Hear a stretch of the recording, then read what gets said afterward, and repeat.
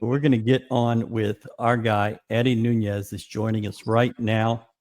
Eddie is in his car, and he is sporting one of the sickest polos I have ever seen. You got the Houston blue in the logo, Nike shirt, but those don't exist. This is not a real shirt. This is a green screen, not real. This is my way of trying to add new color to our university in different ways. So yeah, I might be doing something our university doesn't really like, is using this look, but I think our fans like it. What do you think? I love that shirt. The fans do like it, and I'm not a huge fan of the blue, but I really like that one. That looks nice. Thank you. Sorry about my car. I just we were here at the soccer match, so I decided to come on in here and do the call from here. Air conditioning better than sitting out there talking to us. Eddie, today is 1 year since you were announced. How do you think it's gone? I think it's gone great. First of all, do I get a cake or anything, balloons or anything at some point? No. Okay, well, you still don't have a full media distribution. Gosh darn it! I was hoping somebody's gonna give me something, a card. No, it's been great. Like everything else, it's been learning a lot, taking it a lot in, understanding with some of our challenges that were here when I arrived here, and just trying to find ways to continue to lift our program up in every which way how. So, had great successes, not just on the courts and on the field. I mean, of course, we could talk about men's basketball's run all day, but then you have our academics. Every team this year set goals to hit their highest marks, and I think every team achieved it at some point, either in the fall or spring. We had 2 GPA records. Our fundraising is going to be the highest ever, and so when you start putting all those are all great.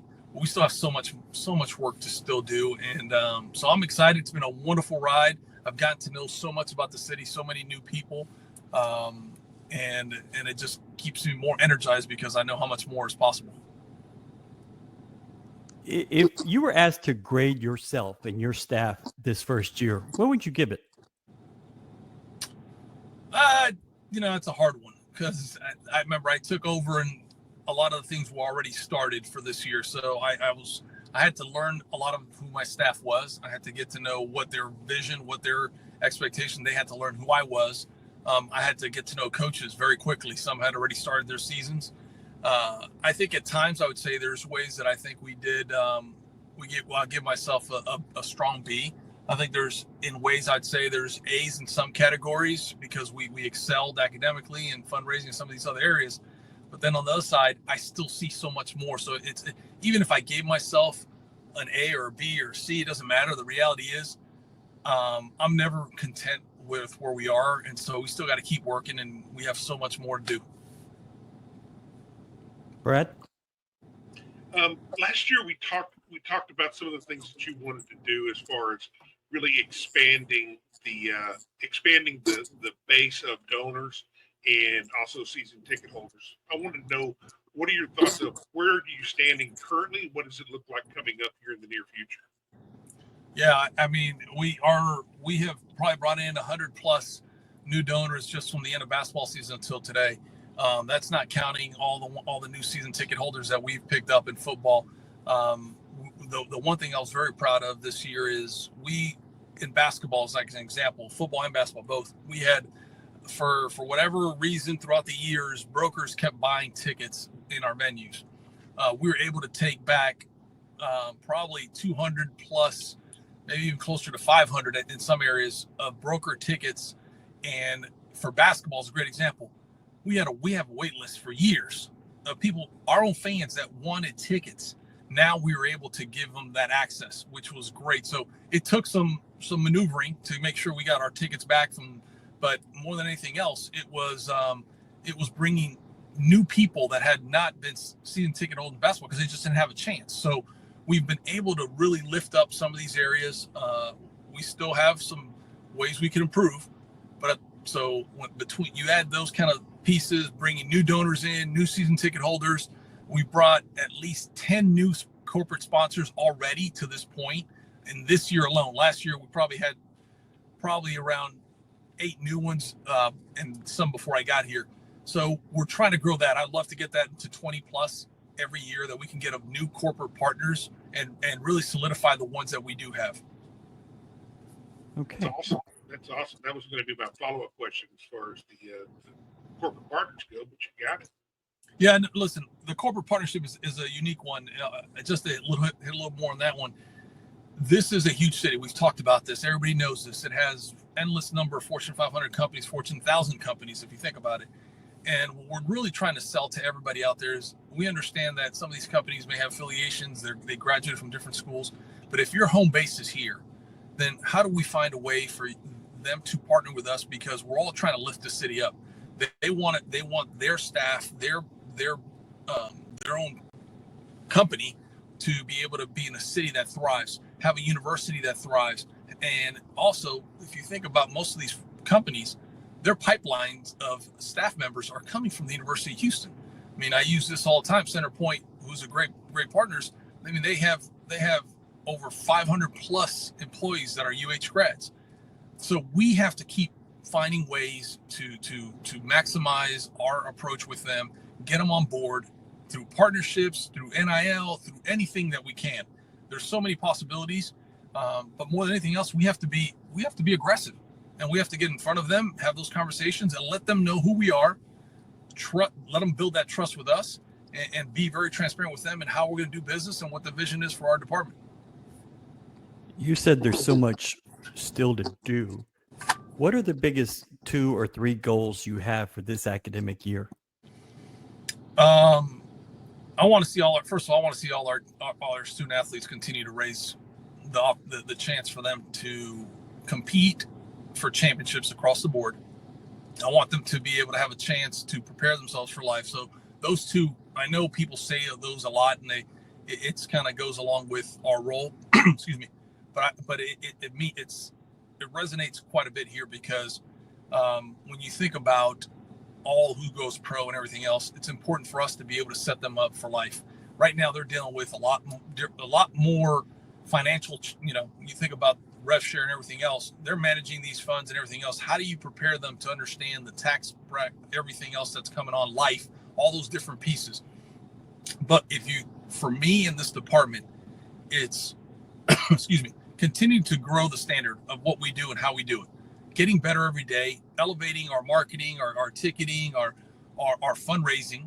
I still see so much more possibilities that exist there, and building that brand. I want people, I think maybe, I don't know if you guys have seen it, but I feel it, and I've seen many of our donors tell me the same. You see a lot more people wearing UH in the city over the last year. And that's hopefully a focused approach by us and everyone else, with merchandising, with branding, with pushing the emphasis out there. And the more we can do of that, the better we're all going to be. Okay.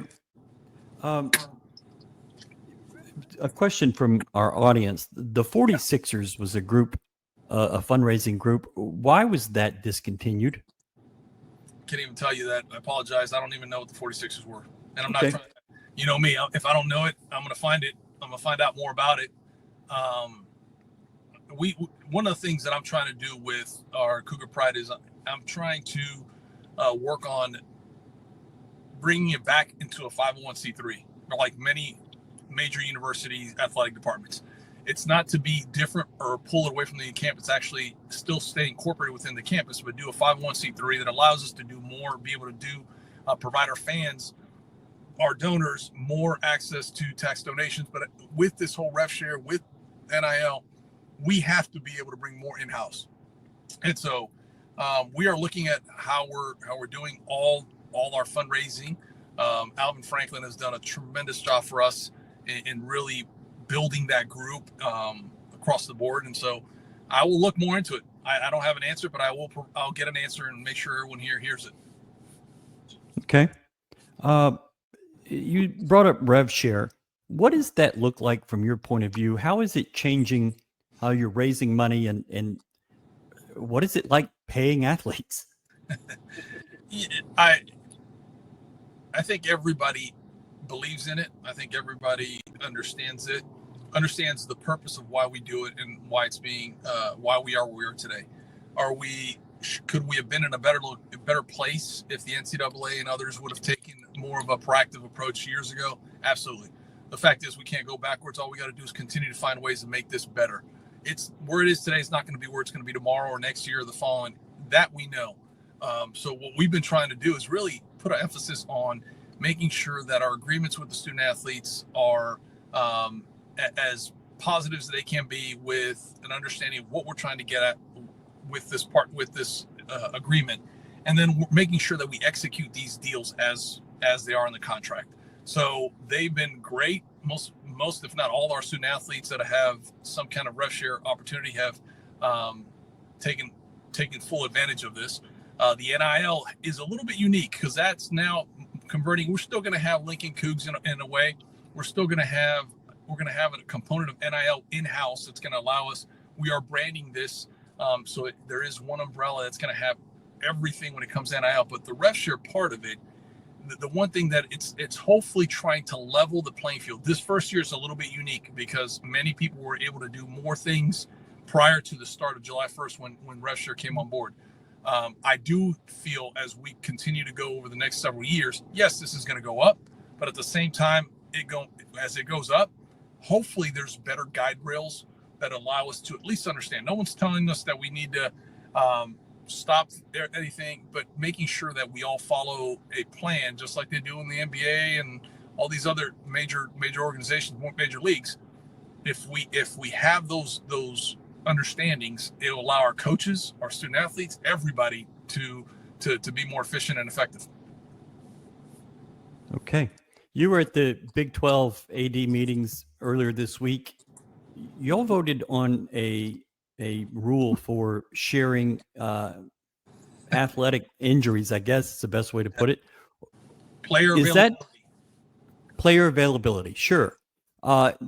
Is that a response to gambling? How does y'all frame that? No, I think you've seen it in the NFL, you've seen it in the NBA. Everyone has a player availability report. This has actually been discussed for a long time.